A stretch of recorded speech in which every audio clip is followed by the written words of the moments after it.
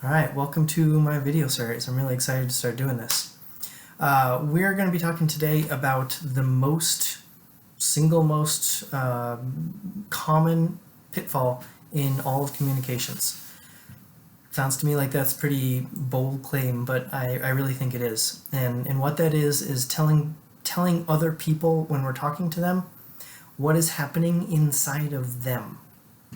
That might look like us saying to somebody, stop feeling sorry for yourself, or if you really loved me, or if I were really important to you, then you would behave this way, or you don't really care about other people, you just care about yourself, or your work, or your job, or cars, whatever it is.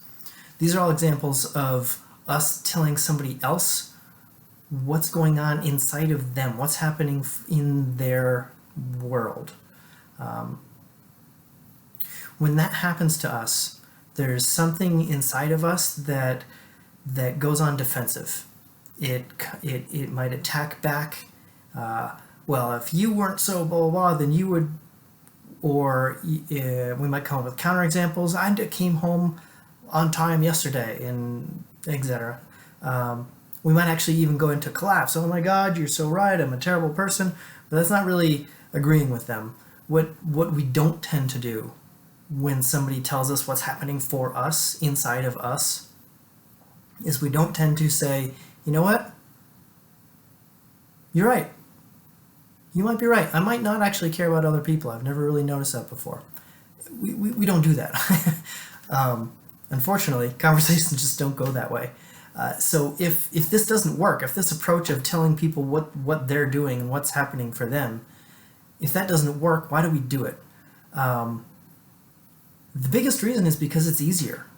Frankly, it's easier for us to have that conversation. It's easier for us to say, if you cared about me, then you would come home from work on time. It's easier to say that than to say, when you come home late, I feel unloved. I don't want to have that conversation. That's a hard conversation for me to have. It's vulnerable, it's scary, and because I don't want to have that conversation, I turn it around and I make it about them, and everything is about them. And if you loved me more, if I were important to you, you should stop feeling sorry for yourself, that kind of thing. So now that we know that it doesn't work and why we do it, what do we do about it? How do we stop doing that? Well, that's what this whole video series is about. This is going to be several videos posted once a week or so about communication skills, how to have that kind of conversation with more skill and less blaming, how to be equally as honest as we've always been with people, but not putting them on the defensive. There'll be communications techniques and tools, tips and tricks, all those T words. There'll be some emotional awareness,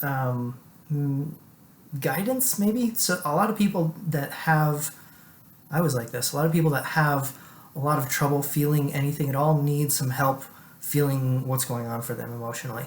A lot of people that have no trouble with that are very emotional and have a lot of good access there, often get controlled by that side of them, and they don't need to learn what's going on. They need to learn how to manage it.